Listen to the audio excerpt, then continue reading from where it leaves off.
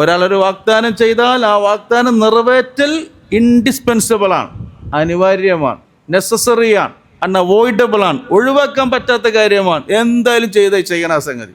കടം വാങ്ങി തിരിച്ചു കൊടുക്കേണ്ടതാണ് എന്ന പോലെ വാഗ്ദാനം ചെയ്തത് അത് നിർവഹിക്കുക തന്നെ ചെയ്യണം. നമ്മളെ മനസ്സിൻ്റെ ഉള്ളിലേക്ക് അങ്ങോട്ട് കയറിയിട്ട് നമ്മളെ സബ് കോൺഷ്യസ് മൈൻഡിൽ ഇതിങ്ങനെ സ്റ്റെബിലൈസ് ആവണം, അത് സ്ഥിരപ്പെടണം അവിടെ. അതായത് ഇനി ഞാൻ ഒരിക്കലും ഒരു വാഗ്ദാനം ഒരാളോട് ആവശ്യമില്ലാതെ ചെയ്യൂല, ചെയ്താൽ ഞാനത് നിറവേറ്റുന്ന ചെയ്യും എന്ന തീരുമാനത്തോട് ഒരു ഡിറ്റർമിനേഷൻ വേണം, ഒരു ഉറച്ച തീരുമാനം. ഞാൻ ഒരാളെ ഇനി വാഗ്ദാനം ലംഘിക്കുകയില്ല, ഞാനത് നിർവഹിക്കുക തന്നെ ചെയ്യും വാഗ്ദാനം ചെയ്തു കഴിഞ്ഞാൽ എന്ന തീരുമാനം നമ്മൾ കൽബിൽ വേണം. ജോലിക്ക് പോകുന്ന ആൾക്കാരുടെ അടുത്ത് ഏറ്റവും വലിയ പ്രശ്നം വരുന്ന സംഗതി വീട് പണി ഉള്ളൊന്നും പൂർത്തിയാവണില്ല. എന്താ കാരണം? പണിക്കാർ വരുന്നില്ല. പണിക്കാർ ഇവിടെ തോണ്ടി വെച്ച് അവിടെ തോണ്ടി വെച്ച് പിന്നെ വേറെ വീടിൻ്റെ പണി അവിടെയും തോണ്ടി എല്ലായിടത്തും ഓരോ കല്ല് വെച്ച് പോന്നാൽ, കാരണം പണി പോകുമെന്ന് വിചാരിച്ചിട്ട് അങ്ങനെ ഓരോരുത്തർ സ്ഥലത്ത് പോയിട്ട് ഒരു ദിവസം പണിയെടുക്കും, അവിടെ കല്ല് വെച്ച് പോരും.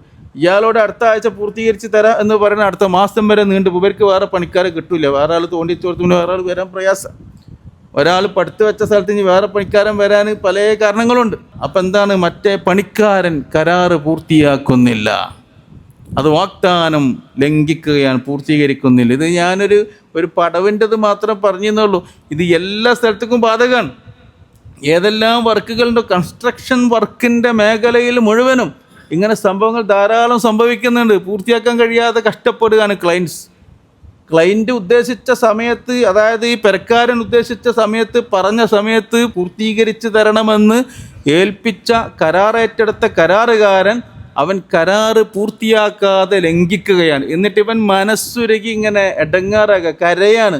കാരണം അവൻ ഉദ്ദേശിച്ച സമയത്ത് പൂർത്തിയാവണില്ല കാര്യം. അതുപോലെ തന്നെ തിരിച്ചിടാം നമുക്ക്. പണിക്കാരൻ പണിയൊക്കെ പൂർത്തീകരിച്ച് കൃത്യസമയത്ത് പൂർത്തീകരിച്ച് കൊടുത്തു, പക്ഷെ പെരക്കാരൻ പൈസ എത്ര തരാമെന്ന് പറഞ്ഞാൽ കൊടുക്കാതൊക്കെ, അതും കരാറ് ലംഘനാണ് അല്ലേ? നല്ലൊരു പെര നല്ല ആവേശത്തിൽ ഉണ്ടാക്കുക, ബറക്കത്തും റഹ്മത്തും ഇറങ്ങണ വീട്ടിൽ, അത് ഇറങ്ങലില്ലാതാവും. പണിക്കാർക്ക് അവരെ വിയർപ്പ് പറ്റുന്നതിന് മുമ്പ് തന്നെ പൈസ കൊടുക്കണമെന്നാ. ആ ടൈമിൽ പൈസ കൊടുക്കാതെ നമ്മൾ നീട്ടിക്കൊണ്ടുപോയാൽ, ചില ആളുകൾ സാധനം വാങ്ങും, പെരലെത്തിയിട്ട് പൈസ തരാൻ തരും, പെരലെത്തിയിട്ട് പൈസ കൊടുക്കൂല.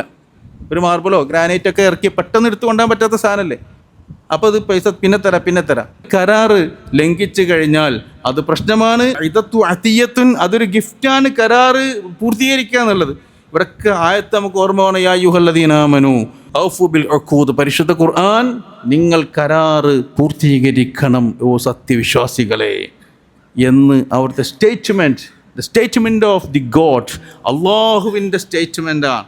അത് എപ്പോഴും നമ്മളെ ഹൃദയത്തിൽ വേണം, അപ്പോഴേക്ക് പൂർത്തീകരിക്കാൻ കഴിയുള്ളൂ.